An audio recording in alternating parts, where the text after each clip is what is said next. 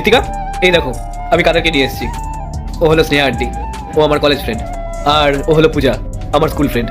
আর আমি ডিসাইড করেছি যে আমি এদের দুজনের মধ্যে যে কোনো একজনকে বিয়ে করব। কিন্তু আমি এটা ডিসিশন নিতে পারছি না যে আমি এদের দুজনের মধ্যে কাকে বিয়ে করব। তাই ওদেরকে আমি তোমার কাছে নিয়ে এসেছি। আর তুমি এদের দুজনের মধ্যে যাকে চুজ করবে আমি তাকেই বিয়ে করব।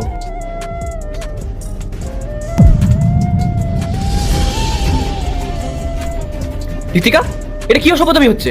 এই শিখিয়েছি আমি তোমাকে, তুমি এটা কি করলে? সরি বলো। রাহুল, ওকে বকো না, ছোট মানুষ, ও বুঝতে পারেনি, না বুঝে করে ফেলেছে, আমি কিছু মনে করিনি। তোমার রাগ হচ্ছে না স্নেহা?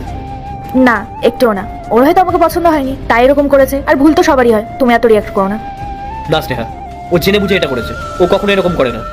ঋতিকা, এটা কি করলে তুমি?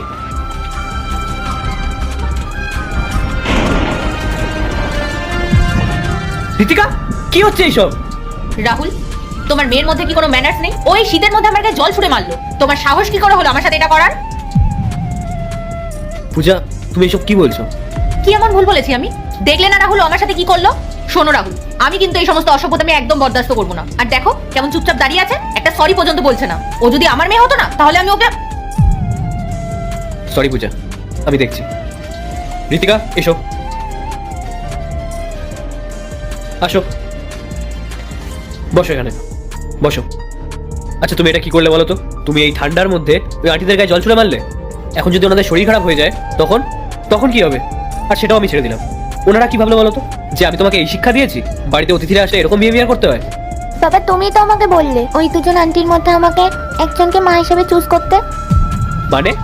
আসলে তার আগে দেখবো কারা শয়তানকে হারিয়ে আল্লাহকে ভালোবাসে। যারা আল্লাহকে ভালোবাসে ভিডিওতে লাইক করে চ্যানেলটাকে সাবস্ক্রাইব করে দাও। যারা শয়তানকে ভালোবাসো তাদেরকে ভিডিওতে লাইক সাবস্ক্রাইব কিছুই করতে হবে না, কমেন্ট করো আল্লাহু আকবার। বাবা, আমি টেস্ট নিচ্ছিলাম কি আমার মা হওয়ার যোগ্য। আচ্ছা, বুঝলাম। তাহলে তো তুমি নিশ্চয়ই স্নেহা আন্টিকেই চুজ করেছো। তোমার এরকম কেন মনে হচ্ছে? কারণ তুমি যখন স্নেহা আন্টির গায়ে জল ছুড়ে মারলে তখন তো স্নেহা আন্টি তোমাকে বকলো না, কত ভালোভাবে কথা বললো। আর যখন তুমি পূজা... যদি নেক্সট পার্ট দেখতে চাও পার্ট 2 লিখে কমেন্ট করো।